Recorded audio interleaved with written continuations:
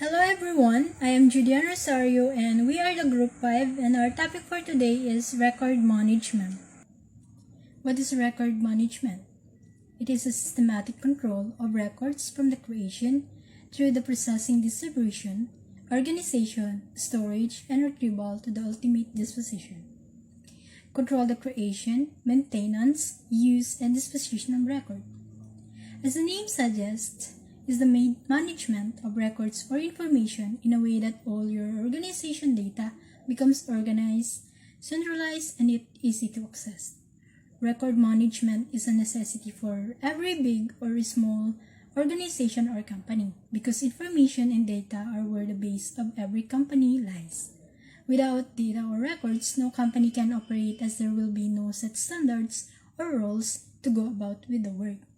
Data and historical records are essential in forecasting and analyzing consumers, different situations, and coming up with a solid solution. That's all. Next is definition of record.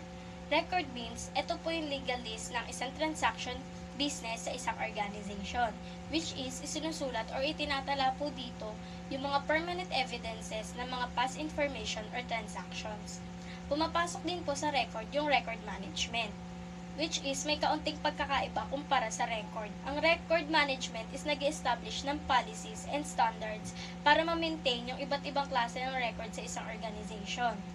But, dito sa record management, hindi lahat ng documents sa isang organization ay napapabilang sa mga records. Meron silang systematic controls when it comes to recording.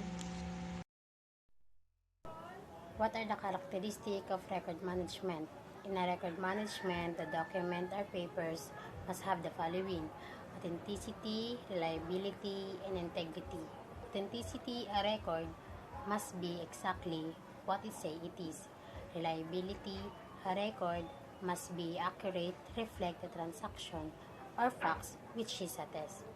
Integrity, a record must be accurate and full. Like example, PSA. Dapat yung information doon, dapat ay authenticity. Hindi talaga doon yung mismong information ng isang tao. Sa reliability naman, dapat yung information or documents ay accurate. Walang labis, walang kulang. Kapag yung information na binigay sa iyo ay ganun lang, ay wag mo nang itong dadagdagan pa. Sa integrity naman, same lang siya ng reliability. Dapat yung record ay tama, yung mga information or details na nakalagay doon. Dahil pwede kang makasuhan or makulong kapag gawa-gawa mo lamang ito. Kapag maglalagay ka ng isang item, di talaga doon yung original. Yung mga record, sila yung nagsiserve ng evidence para matrace mo lahat ng mga transaction. Good day, I'm Rosian Aaron Cales and I'm going to talk about managing records. So, managing record is defined as responsible for the efficient and systematic control of the creation and use and disposition of records, including processes for capturing and maintaining evidences of an information about business activities and transaction in the form of records. Managing records has a cycle. So, the first cycle is create or receive. So, dito nagsisimula yung records. It is either received from external sources or created internally.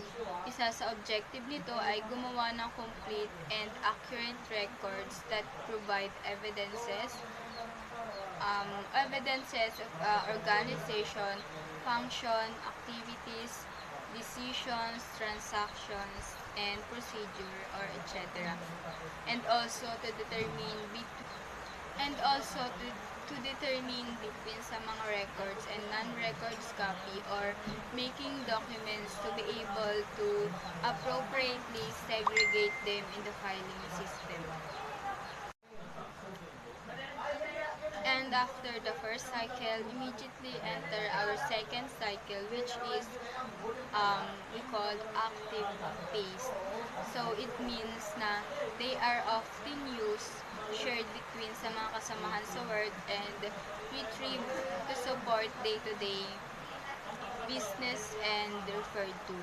It also means to maintain its usability, which means making it available for all who need the access to record to do their job. At some point, they reach stage when they are not needed anymore in the primary office space, but some still be kept for financial and historical purposes. At dito na pumapasok ang pangatlong phase na tinatawag nating inactive phase. So, during this stage, we should free up space in our offices to new records, but we need to ensure keeping inactive records. The objective of this stage are identify the records that are not required to be stored in the primary office space and organize it, and also balikan na lang yung mga records that are needed from time to time. Finally, at the end of the life cycle, records enter the stage of decision is made on what happened to the records that entered the final stage of their life. At tinatawag itong disposition phase. So, ito yung last part ng cycle na it means to identify records due for disposal, gathered necessary approval for the destruction, and proceed with an environmentally friendly destruction processes. So, yung managing records ay binubuo siya ng 4 na cycle, which is the first one is yung receive or create records. The second is the active. The third is inactive. And the last one is the disposition of the records. So, and that's all about my report. Thank you. Good day for everyone. So yung topic ko is about classification of records. Meron tayo ditong 3 types of records. So first is record. Record ay isang record na regular o kinakailangan para sa kasalukuyang paggamit. And the second one is inactive record. Ito ay isang uri ng record na hindi gaanong naa-access sa lugar dahil hindi ito madalas gamitin. Meron tayo ditong 3 ways to manage your inactive records. First is keep inactive records off-site. Second is organized by active and inactive. And the last one is handling digital holders records. And the last one of types of records is electronic records. Yung electronic records ay isang record na naitatala o na-format ng isang computer na maaaring maproseso sa pamamagitan ng electronics. Meron tayo ditong example ng isang electronic records. So yung example nga nito is emails, website, Word, Excel documents, digital forecast, receipt, databases, text message, social media, posting, and information stored on SharePoint sites and content management system at iba pa. And that's all my report. So, thank you. Good evening, classmate. This is my report from Group 5. Types of record. Personal record. The personal records for me is ito yung mga kung saan is birth certificate, yung hawak mo since birth na record na nagpapatunay na buhay ka, at yung pang sarili mo lang talaga na ikaw lang nakakaalam na kailangan mo rin ikip sa iba.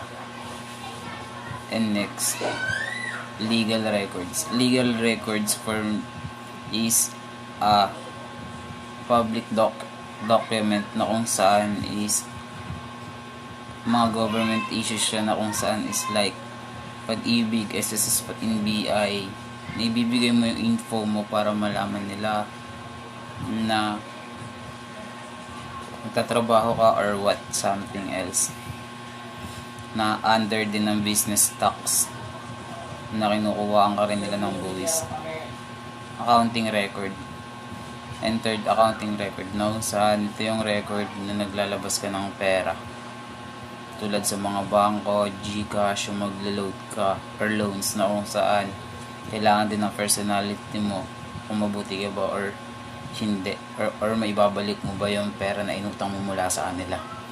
And last, miscellaneous record. Ito yung record na kung saan is may mga kailangan na social media. Like Facebook, Instagram, YouTube, na pwede kang kumita giving your personal record na kung saan papalitan nila yon ng pera or dollar para kumita ka sa ganong halaga. Na kailangan tama yung personal record na ibibigay mo para maparating sa iyo yung pera at tama yung ibibigay mo sa kanila. Na pwede ka rin kumita sa tulong nila. Isa na dun is yung typing na kada type mo is kikita ka ng dollar. Yun lang po, ma'am. That's my report. Okay, next group. Good day everyone, my name is Annabella R. Salvador. So today, I'll be discussing importance of record management. Records are the memory of an organization. Too much information resides only in the memory of the personnel.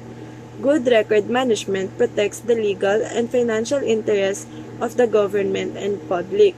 Records protect the individual rights of active, reserve, and civilian Marines. Record management is important for all types of office. Some of the importance of record management are as follow. First, helpful to make progress report. It helps to record the reports by writing and preserving various papers, letters, documents, and memorandum of different types of records. Second, uses on evidence. Record management helps to maintain evidential proof to the court for the settlement of dispute and misunderstanding between individuals and organizations. Third, basis for decision making. Decision making is very important function of management. Without the necessary facts and data obtained from the records, the management cannot take the right decision. Fourth, help in planning. Planning is one of the most important project and time management technique. An organization should prepare the plans and policies of the business. And lastly, to detect errors and wastages. Record management helps to increase the efficiency of an organization. It also helps to maintain an internal control system. That's all to my report. Next reporter.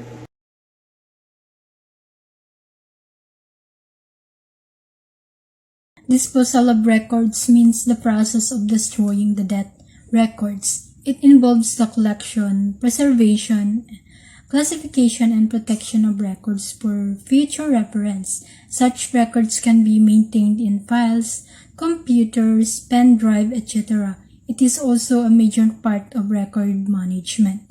So once created and used records must be destroyed. The destruction of useless records is called disposal. The records are not retained forever. Office manager must wisely dispose all unnecessary add or files useless records, and it helps creation of space. That's all.